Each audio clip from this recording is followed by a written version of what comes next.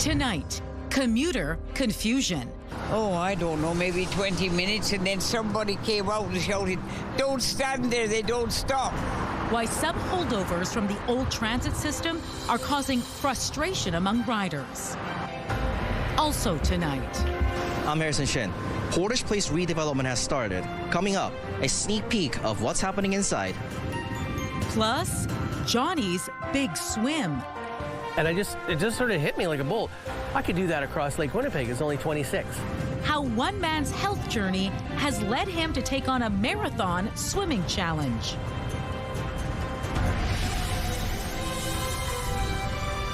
CTV News. Live from downtown Winnipeg with Marilee Caruso. Good evening. Thanks for joining us. A holdover from the old transit network is causing confusion for bus riders. A 93-year-old Winnipeg woman waited 20 minutes at her regular stop only to learn it's no longer in service. It's one of a number of stops canceled as part of the new transit system, and it's catching other riders by surprise as well. To explain, CTV's Jeff Keel joins us now live. Jeff, what features still exist at these canceled stops? Well, take a look here, Marilee. You can still see the transit shelter behind me. There's no seats and no glass and no walls, but it still resembles a stop, and that's why there is some confusion. This as transit works to remove the leftovers from the old system. Jean Felixiak relies on the bus to get around. Absolutely. I have no one, no car. We can't drive when we're old. I mean, I'm 93 years, nearly 94 years old. Around 3 weeks ago, she came out in front of her building on Portage Avenue to wait for the bus. Where this hole is now stood a sign with route numbers, and the bus shelter, minus the glass walls, still stands. So, thinking it was still her normal bus stop, she waited. Maybe 20 minutes, and then somebody came out and shouted, "Don't stand there, they don't stop." Felixiak wasn't the only one. Because after that, I stopped waiting there. But I would look out, and people were waiting and waiting and waiting, and then they would give up. CTV News spotted this woman standing at the shelter watching as buses went by. She later told us she thought this is where she was supposed to stand. At the end of June, the city switched over to a new transit system. Routes and stops have changed, including Felixiak's. But a lot of the infrastructure from the old stops remains, leading to confusion. So Felixiak is letting others know. When I've been down, I've opened the door and said, "The buses don't stop there." This stop across the street also looks like it's still in service, with signs and a bench, but there is a notice saying it's canceled. Winnipeg Transit says it is taking away the existing shelters and signs at defunct stops. It says of the 193 shelters at canceled stops, 71 have been removed so far. Transit staff are continuing to work on removing shelters, signage, and unbranded courtesy benches from discontinued stops. But Felixiak doesn't want her shelter taken away. She wants her stop back because now she has to walk a block or so in either direction to catch the bus. We're prisoners here, and particularly in the wintertime, the sidewalks are locked. How are we going to go there or go there? Transit says it expects to have shelters like this and other elements at these canceled bus stops removed by the end of the month. Jeff, what is transit doing with the old shelters? Yeah, it says it's repurposing some of them for the new bus stops and moving them there, and it expects that process will take a year. All right, thanks for this, Jeff. Construction is underway at the corner of Portage and Carleton. Portage Place Mall is undergoing a major redevelopment, and a park across the street is almost done. So how are these projects progressing? CTV's Harrison Shin finds out. As it's said, there are two seasons in Winnipeg, construction and winter. But this construction, it will change downtown's landscape. Part of an over $1 billion injection into our downtown, and it's going to be transformative. A clock tower still looks over the center atrium of Portage Place. Soon, it will be taken down to make way for thoroughfare. Portage Place Mall kind of separated sides of the downtown, and part of the vision here is to reconnect into one downtown space. Kavanagh explains some existing retail at the mall will remain open, but others are closed. The food court is closed. Some doors are closed. The skywalk system that connects us across the street will be closed down for 3 years. A new center for healthcare will rise in its place. MRI, CT, diagnostics, day surgery, clinics, Pan Am Clinic. There'll be a whole host of health services that are be available. The final vision includes affordable housing with the Southern Chiefs organization and a grocery store. SCO could not accommodate an interview today. Kavanagh says the construction's impact won't be that heavy. They're doing work at Air Canada Park next door, and the lane's been closed for a year anyway. And fortuitously, with the transit master plan, the amount of buses actually coming down Portage Avenue has subsided substantially. Air Canada Window Park was fenced off in September 2024 and demolished. Construction has been ongoing, and the city says it's on track to be done by late September this year. The redevelopment of Portage Place will unfold over the next 3 to 4 years. Harrison Shin, CTV News, Winnipeg.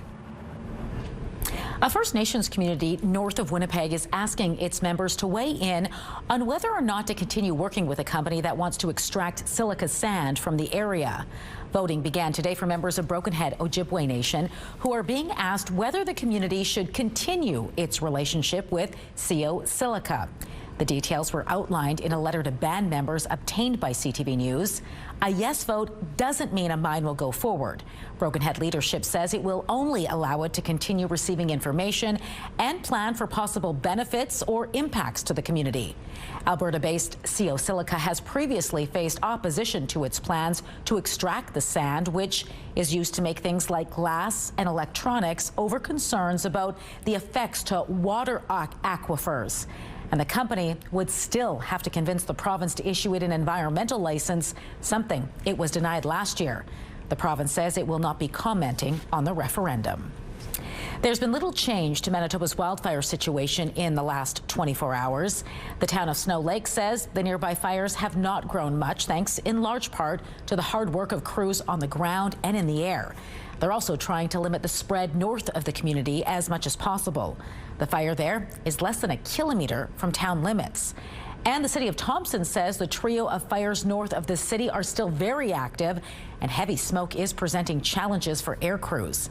No new fires have been spotted, but the city says hot spots continue to pop up throughout the region. The CFL and Winnipeg Football Club are keeping an eye on the air quality tonight, but for now, the Blue Bombers game scheduled for tonight is going ahead. In a post on social media, the Bombers say kickoff is scheduled for 7:30 and the tailgate area opened about 45 minutes ago. The air quality index was at 10 plus or very high this morning, but has since improved. The CFL policy states air quality must be 7 or below to warm up and play. The Bombers say the stadium has an air quality monitoring system and will make an announcement if anything changes. All right, let's bring in Colleen Brady now. What are you seeing as far as the air quality index is rating things this evening? Well, let's take a look at it right now, shall we? Over the past hour, we were sitting at an 8, so we've pulled that up there. See, take a look at this. Again, this measures air quality, or the risk for poor air quality, to be more precise. And when you get into the 8, 9 area, that's still high risk for poor air quality. Over the past hour, we've been sitting at an 8, so that's not great, but it is an improvement from the 10 plus that we were sitting at for several hours. So hopefully the game will still proceed, but do expect that there will still be smoky conditions, and do expect that an air quality warning is still in effect for Winnipeg and much of Manitoba tonight. A bit of an improvement. For many hours this morning, every single region in Manitoba was under this air quality warning, as well as much of northern Ontario. Some improvement over the last few hours, not just in Winnipeg, but the warning is ended out in the west for Brandon and Dauphin, and it's been downgraded to a special air quality statement in Cottage Country there in northwestern Ontario. The heat warning, though, that still continues for parts of northern Manitoba, so I will show you what's ahead there, and of course a look at your full long weekend forecast coming up. Now, with that smoke still sitting over the city, let's take a look through the Bath Fitter Live Eye. Bath Fitter, your bath and shower experts for more than 40 years. In Winnipeg right now, it's 26 degrees. Were it not for the smoke, it would be sunny.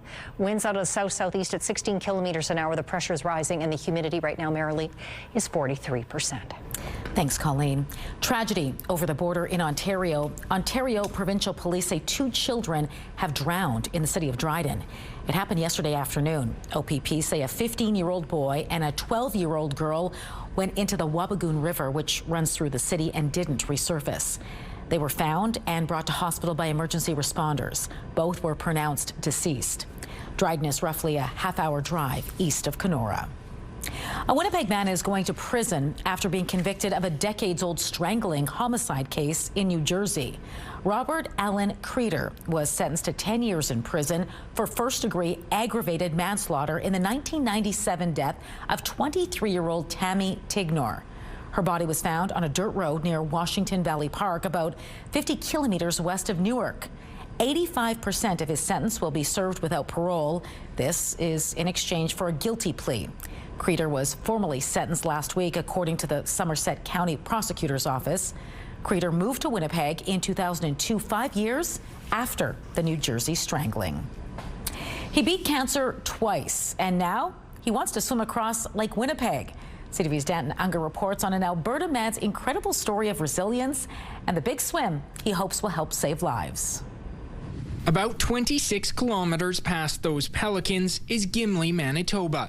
And that is the finish line for 61-year-old Jonathan Fenton's big swim. So, planning to swim across Big Windy, aka Lake Winnipeg. His plan is to launch from the shores of Grand Beach and swim approximately 10 hours across the lake.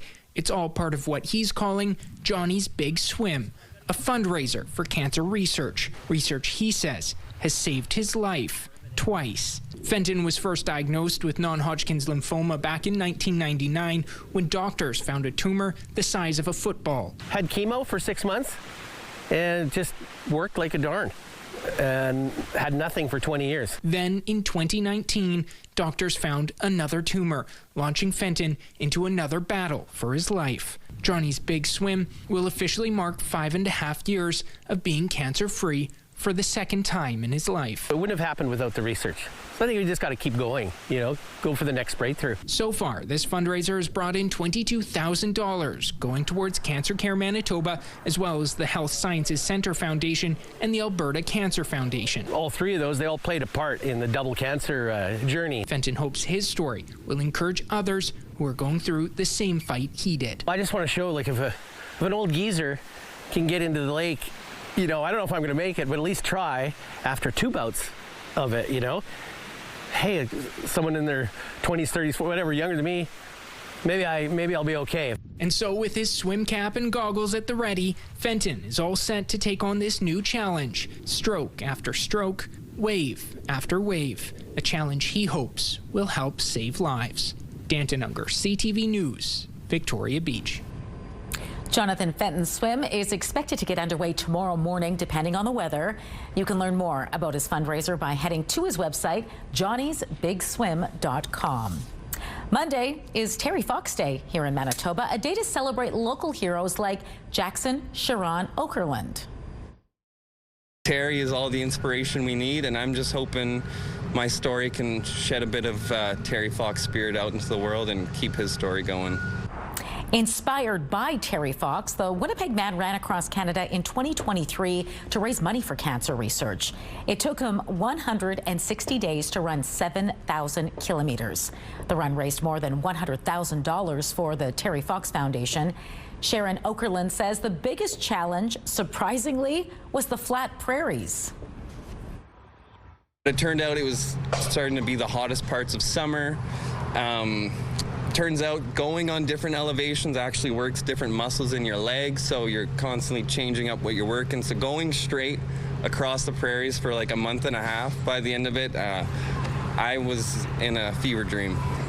Sharon Okerlund hopes to raise even more money for cancer research. He's now selling a book about his journey called Brunswick's Big Adventure.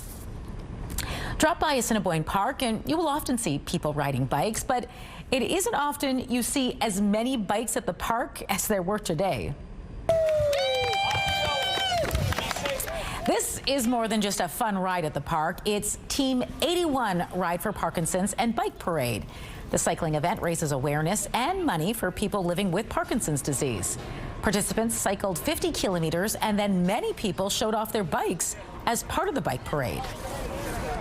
Absolutely. Exercise is the best thing that you can be doing for your Parkinson's, and it's much easier to do in community with others who understand what you're going through, what your symptoms are like.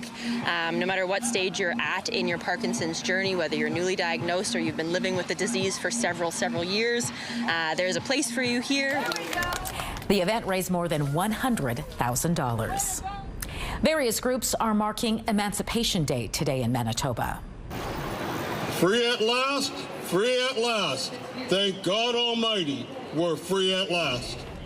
Emancipation Day commemorates August 1st, 1834, when the Slavery Abolition Act went into effect, freeing roughly 800,000 enslaved people of African descent throughout the British colonies, including Canada. One event was held this afternoon in Winnipeg Central Park, giving people an opportunity to not only celebrate, but also learn and reflect on the history of slavery. So basically, myself, my family, I know my family heritage, and my ancestors were enslaved people, and I'm very pleased to be here now and living in Canada and in a nation that's, I feel I have lots of freedoms here, and I just really take time to recognize what they may have gone through in those years. Emancipation Day has been formally recognized in Manitoba since 2021. Still to come tonight, we break down the tradeway between Canada and the U.S. We know it's false. They know it's false. What will the future hold as Donald Trump ramps up tariffs? And is there a path ahead for Canada? That's next.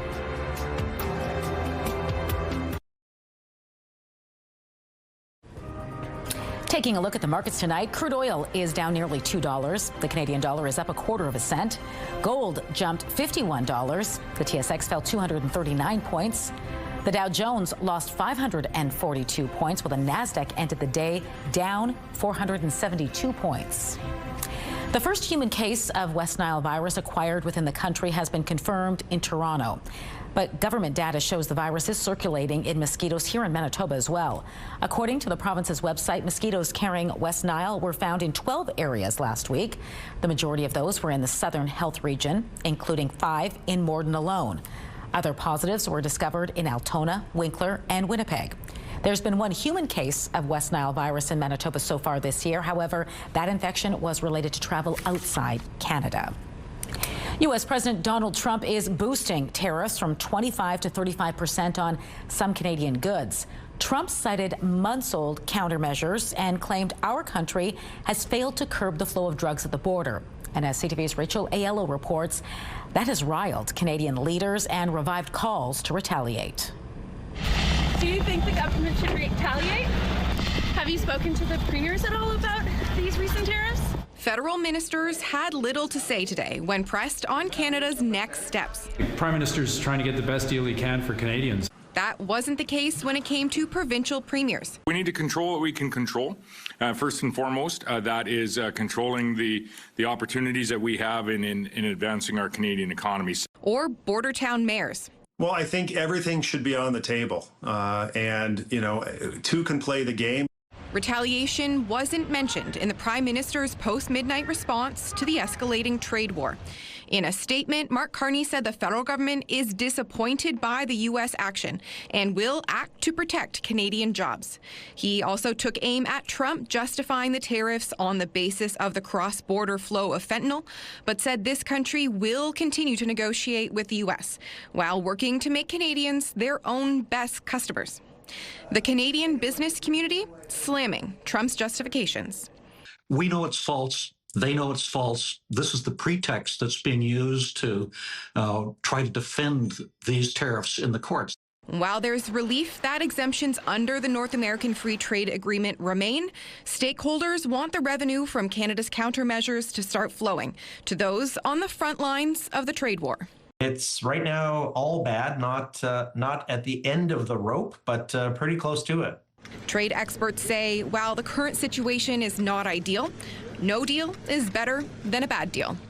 A good deal for Canada is not just a baseline tariff with a USMCA exemption. It really is getting to the heart of the problem for us, which is those sectoral tariffs, those industry-specific tariffs like steel, like autos.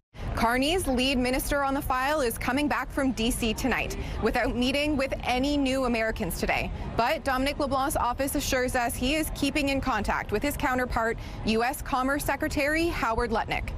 Rachel Aiello, CTV News, Ottawa. From global markets to Canada's economy, the impacts of tariffs are far-reaching and also a little confusing. There are exemptions for some products, while certain sectors are getting hit harder than others. CTV's Jean-Viet Boschman explains. Touted as an escape hatch from some of the tariffs, CUSMA may shield some businesses, but how much? The deal signed in 2018 by Canada, Mexico, and the U.S. exempts a wide range of products from tariffs. Take grown and raised in Canada food products. They're covered by that free trade agreement. If you look at some of the products that we export, those are unprocessed products, live animals, live hogs, live cattle, wheat, canola, those sorts of things. Those are pretty clearly and obviously Canadian. And a big percentage, 86% of Canada's exports have the potential to qualify for that exemption. That's on paper, though. In practice, only nearly 40% of trade happened under CUSMA last year.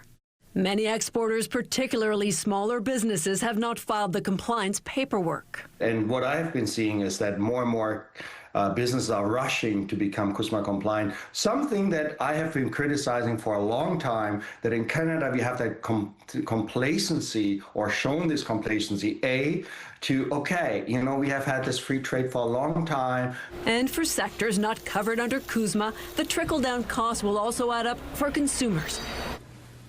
Take the 50% slapped on aluminum. Any canned drinks will increase per can between 3 and 5 cents, right? This is the net effect of cost on the producer of the canned drink. But by the time it's handed down to the tariff, it's 10, 15, 20 cents to the consumer, Other sectors like steel, lumber, and automobiles have also taken a big hit, and the cost of things like appliances are likely to keep going up. Geneviève Beauchemin, CTV News, Montreal. Also this week, the White House is putting pressure on several pharmaceutical giants to slash prescription drug prices south of the border. U.S. President Donald Trump sent letters to the leaders of 17 companies outlining a list of demands aimed at getting drug costs to match those abroad. U.S. patients often pay nearly 3 times more than those in other developed nations. Trump set a September 29th deadline for binding commitments from those companies, but analysts and drug pricing experts say it's unlikely they'll comply. Ontario's largest alcohol tax cut in decades officially took effect today. The changes were announced in the 2025 provincial budget. The cuts include a nearly 50% cut to LCBO markups on cider and reduced markups for wine and spirit-based ready-to-drink beverages with alcohol content under 7.1%. There are also changes to the rates for microbreweries and distilleries with on-site retail. The Ford government says the move is in response to U.S. trade policies and is part of an effort to modernize the province's alcohol marketplace. U.S. officials are getting a first-hand look at food distribution in Gaza amid global outrage from deaths of starvation. Israel announced new measures to allow in more aid, but humanitarian groups say so far it's not enough. Maggie Rulli has the latest. U.S. Special Envoy Steve Witkoff and U.S. Ambassador to Israel Mike Huckabee traveled to southern Gaza today, touring one of Gaza Humanitarian Foundation's aid distribution sites. The White House says Witkoff is working on a plan to speed up the delivery of life-saving aid to civilians inside Gaza. Images of starving children have sparked outrage worldwide, putting pressure on Israel to act faster. According to Gaza's health ministry, hundreds have died during the chaotic scrambling for food. We come here and get humiliated and shot at for a loaf of bread, this man says. This is not life. This is not living. ABC's Ian Pannell visited a depot where tons of food, medicine, and hygiene products are waiting to be delivered. There are literally mountains and mountains of aid waiting here to be delivered to the desperate people of Gaza. Here you have sacks of fortified flour, essential supplies to make bread. And yet, according to the UN and almost every other aid agency, just a mile or so down this road, people are starving to death. Israel is blaming the UN and other agencies for not distributing aid fast enough. As we're speaking, there are trucks waiting in Gaza after Israeli inspection, and all the UN needs to do is pick them up and stop talking. But in a statement to ABC News, the UN blames Israel for food shortages, saying without security guarantees, freedom of movement, and sustained access, we can't meet the massive humanitarian needs. Witkoff's visit to the region comes 1 week after U.S. officials left the ceasefire talks in Qatar, blaming Hamas for not negotiating in good faith and pledging to seek other ways to rescue Israeli hostages and make Gaza safe. Maggie Rulli, ABC News, London. Russian President Vladimir Putin is warning against setting expectations too high after peace talks in Istanbul. Speaking today, Putin said any disappointments result from excessive expectations. The statement comes as Putin faces increasing pressure from Donald Trump. The U.S. president has threatened to impose sanctions on Russia if progress towards a peace deal doesn't happen before August 8th. Voting wrapped up today for unionized workers at Canada Post, weighing in on the Crown Corporation's latest contract offer. The Canadian Union of Postal Workers had urged its roughly 55,000 members to reject the proposal. It includes wage hikes of about 13% over 4 years. It also adds part-time workers Canada Post says are necessary to keep the service afloat. The Crown Corporation said the deal on the table is its final offer. The vote took place after the federal government intervened in the ongoing labor dispute. The results have yet to be released. If you're going on vacation this summer, you may be renting a car, but did you know you could be denied a rental if you're considered too young or too old? When John handed her his driver's license, she said, "Oh dear, I'm sorry, but we can't rent to you." How old is too old in the minds of some rental companies, and what else might leave you without a set of wheels? That story just ahead. And the long-range forecast for Winnipeg starts Sunday with a sunny, hot high of 27 degrees. Terry Fox Day on Monday. Last day of the long weekend, 27 degrees again under a mix of sun and clouds. Similar conditions Tuesday up to 26. The risk of thunderstorms starts to creep in on Wednesday with another hot high of 27. 28 on Thursday under a mix of sun and cloud.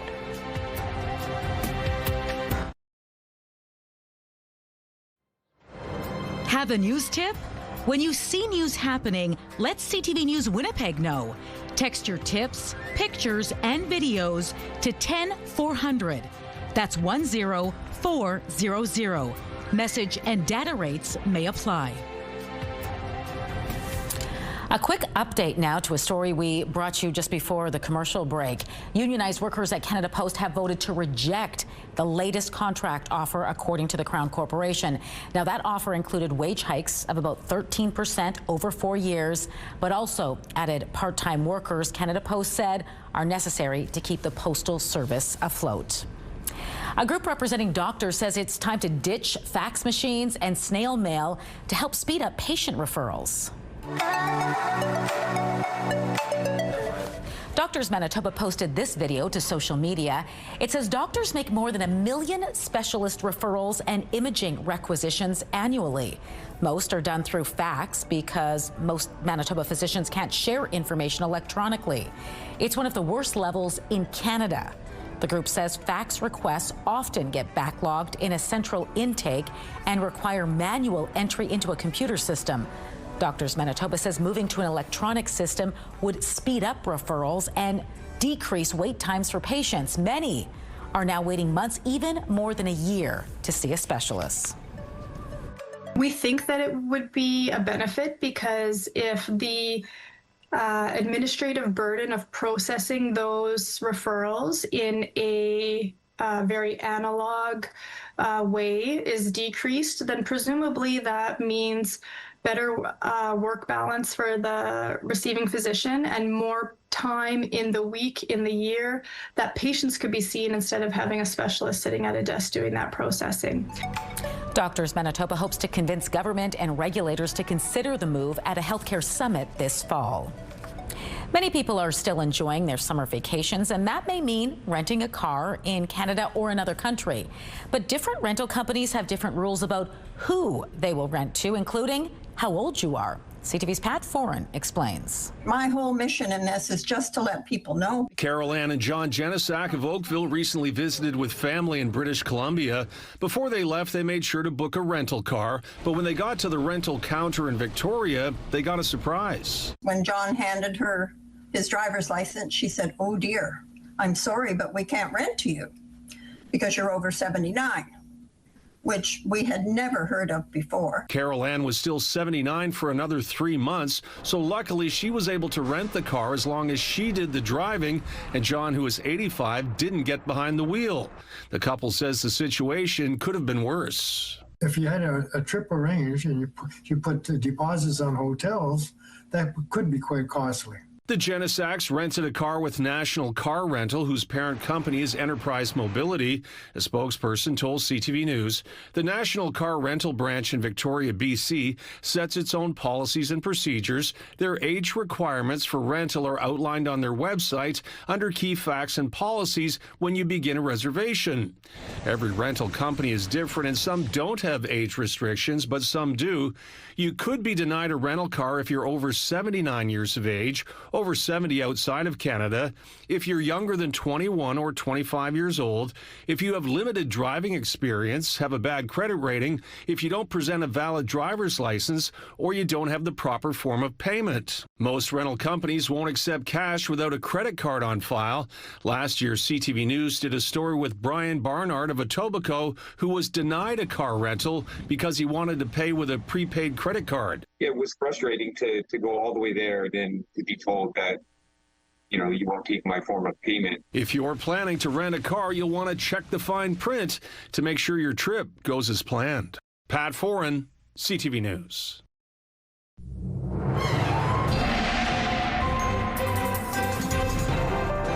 CTV Skywatch weather brought to you by South Beach Casino and Resort. Visit southbeachcasino.ca. Colleen Brady is back with some good news, especially if you're sick of this smoke. We've seen a little bit of improvement as the time ticks on. A little bit. Like I've been saying over the last couple of nights, it's not like it's going to clear out just like that. It's certainly been hanging around a little longer than we anticipated, but some improvement just in the past hour. Now, whether you're going to the Bomber game or you're not, this is good news for everyone. Let's check back in with Environment Canada's Air Quality Health Index. You remember, not so long ago, since the start of the newscast, we were in the high risk for poor air quality in Winnipeg, sitting at an 8. Well, now that Environment Canada has updated the Air Quality Health Index to reflect this hour's conditions, we've slid down to a 5, putting us in the moderate risk for poor air quality. So not ideal, but certainly a big improvement in just the past hour. But that is to be expected to a certain extent. These smoke plumes will intensify and lessen and back and forth, but still that air quality warning is very much still in effect tonight for Winnipeg and all the surrounding areas, north up through the Interlake Central regions and all of northern Manitoba under that warning, right up to the Nunavut border, east into northern Ontario. Conversely, though, some improvement again tonight out in the southwest. Brandon, Dauphin, not under the warning anymore, as well as those neighboring communities. But more localized smoke is expected out the other way in northwestern Ontario, places like Kenora, Fort Frances, Dryden, Sioux Lookout, under a downgraded special air quality statement. So not quite an outright warning, but still to be taken seriously. Smoke still very much expected in those communities. The other thing, a heat warning for areas that really don't need any more heat. Places like Lynn Lake, Flin Flon, the Paw, and now Thompson, all under a heat warning. This means hot highs approaching 30 degrees and very warm overnight lows in the mid to upper teens over the next couple of days and nights. Were it not for that, it would be fairly clear in most areas over the next few hours. Winds stay light here in the south for the most part.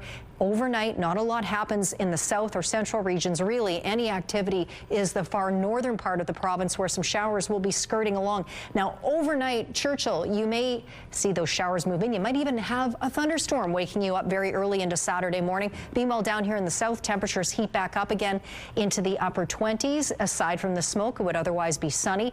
Now, across central regions pushing into parts of the north, there's the risk of thunderstorms developing with a low chance of showers in many areas. A more organized skies band of rain crosses central Manitoba overnight Saturday into Sunday, and you see all this rain to the south. Well, that looks like that's pretty much going to stay on the other side of the international border on Sunday. So for Winnipeg tonight, 15 our overnight low. Smoky winds out of the south at 15 kilometers an hour. 18 tomorrow morning. 28 degrees our hot high for Saturday. Winds strengthening somewhat out of the south. There are those showers and maybe a thunderstorm tonight for Churchill. 14 overnight there. Smoky around the region. Thompson down to 16. Now there's a chance around the region tomorrow of showers or thunderstorms. Best chance will be Gillam and Churchill. Churchill, your temperature drops to 12 tomorrow, but you saw Thompson, 30 degrees the forecast high. Smoke across the northwest tonight. Very warm overnight lows under that heat warning.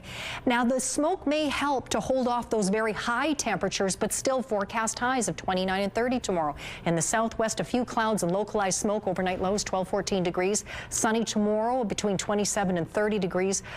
Winnipeg in the southeast, widespread smoke tonight. Overnight lows in the mid-teens, and then more smoke tomorrow, but at times, hopefully the sun will creep through. Highs between 26 and 28.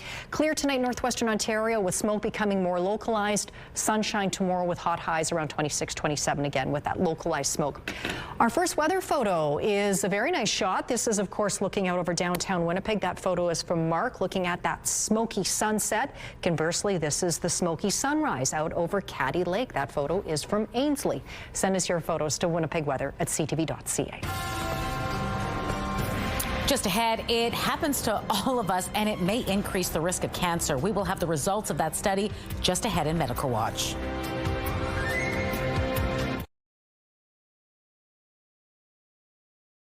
Now that Donald Trump's tariff threats have come true, struggling small businesses are bracing for further fallout.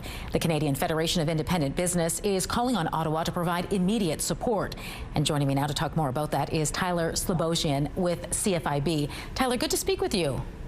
Yeah, thanks for having me, Marilyn. First, I'm just curious what kind of impact you're expecting to see from this latest tariff escalation.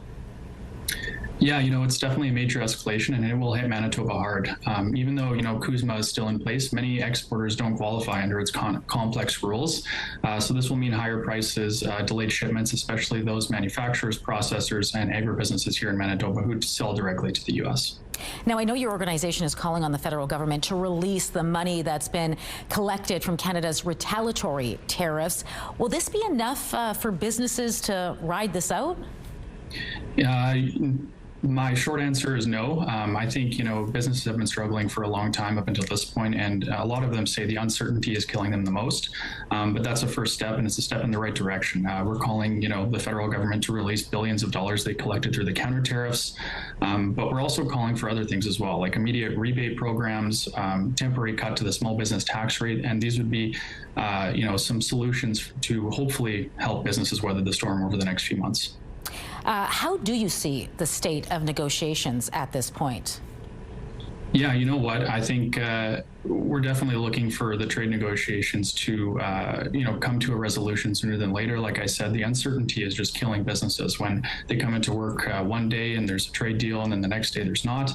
They ultimately don't know how to plan and operate going forward. So we're hoping a trade deal is reached, and ultimately a bad deal is better than no deal. But we hope the federal government keeps small businesses in mind going forward. Well, Tyler, I want to thank you for weighing in on this tonight. It was great speaking with you. You as well. Thanks.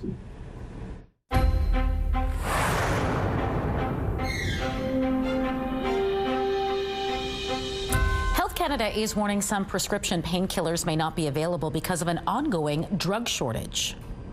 These meds are designed to help with breakthrough pain. Usually they have long-acting pain medications for their chronic problems, but they take these meds for something called breakthrough pain, so it has to be there. Right now, common pain medications like Tylenol 3, Percocet, and related drugs are in short supply. Health Canada says it's temporary due to manufacturing disruptions and increased demand. Here in Manitoba, a spokesperson for Shared Health says it's aware of the issue, and healthcare providers are being told to consider alternate medications or drug combinations. Health Canada expects the shortage to be resolved sometime this month. New research suggests common viruses can activate at least one kind of common cancer cell and set the stage for new tumors to form. Researchers in the U.S. and Netherlands carried out tests on mice diagnosed with a type of breast cancer that resembles how the disease affects humans. They were exposed to flu or COVID viruses, and the scientists say inflammation caused by those viruses woke up dormant cancer cells that were present in the animal's lungs. They say the findings are supported by population-level data showing cancer patients who also tested positive for COVID faced an increased risk of dying from cancer. The findings were published in the journal Nature. Well, if you thought this allergy season seemed worse, some doctors say that's because it is. And climate change is driving the increase in severity. We also should not forget that when you have allergic rhinitis and pollen allergy, it can also flare asthma. And asthma can be a severe disease that is also associated with fatality. So it is expected that asthma flares will become more severe as the allergy season will intensify. People with seasonal allergies are encouraged to explore different treatment options with their doctors. Medical Watch is brought to you by Manuke and Koster Denture Clinic.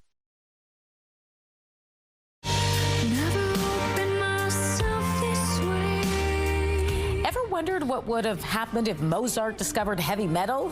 Coming to Winnipeg, an iconic rock and metal tunes like you've never heard them before. All those details next in Spotlight.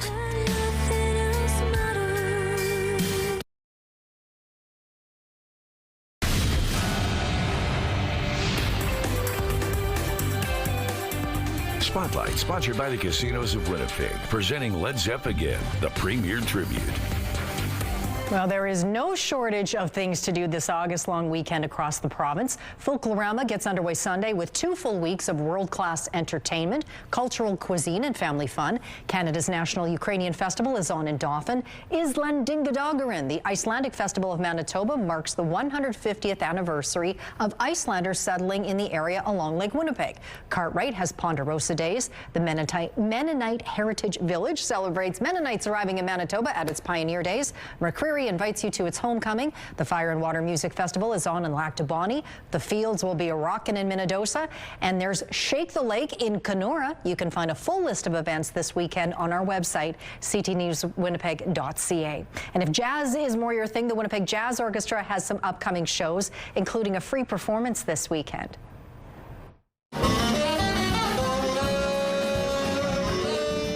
The WJO will be joined by local saxophonist and composer Nile as the Assiniboine Park Summer Entertainment Series continues. You can catch the show between noon and 1 p.m. in the Leo Mall Sculpture Garden. And on August 17th, the Jazz Orchestra will be featuring 2 accomplished local musicians, Monica Jones and Grace Harabi, for an exploration of the music of Billie Holiday and Ella Fitzgerald. That show is happening at the Franco-Manitoban Cultural Centre. Head to winnipegjazzorchestra.com for more information and tickets. This is pretty cool. Iconic rock and metal songs get the orchestral treatment during a captivating show set for next spring.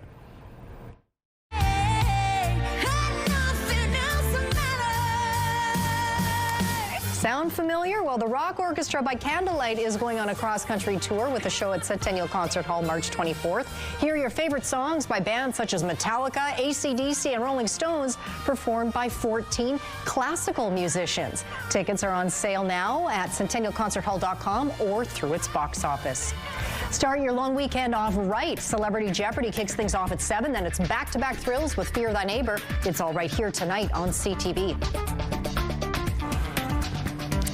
One of the earliest examples of humans burying their dead may have just been uncovered, and it's seriously old. We will explain after the break.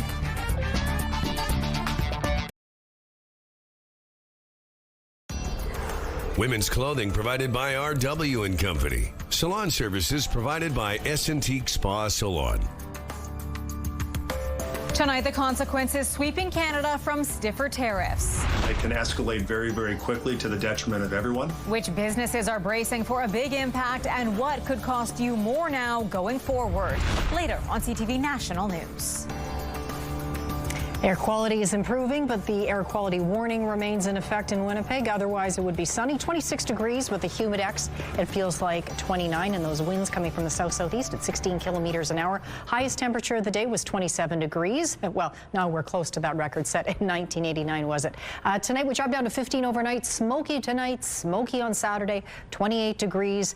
The rest of the long weekend, sunshine or a mix of sun and cloud, again with hot highs up around 27. Into next week, Tuesday, 26 degrees, a mix of sun and and cloud. We could see thunderstorms Wednesday, merrily 27 degrees. Then we get to Thursday, 28. So very consistent temperatures all throughout the next week, not just the daytime highs. BC, those overnight lows, 15, 16 degrees until we get to Tuesday when the warmer overnight lows creep in, with overnight lows right around 18 degrees through the midweek. Thanks, Colleen. Archaeologists believe they have found one of the oldest burial sites in the world at a cave in Israel.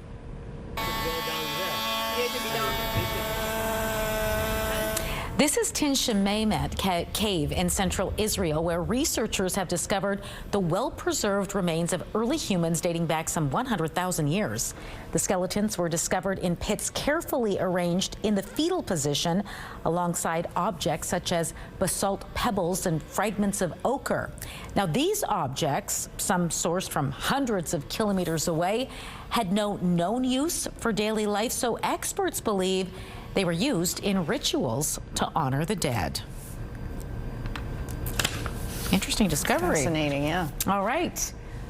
Hopefully, if you're going to the Bomber game tonight, that smoke won't be too troublesome, but take precautions this weekend and hopefully clears up a bit next week. Yeah, and like you saw, it's going to be a long weekend, and hot temperatures continue well into next week. Yeah.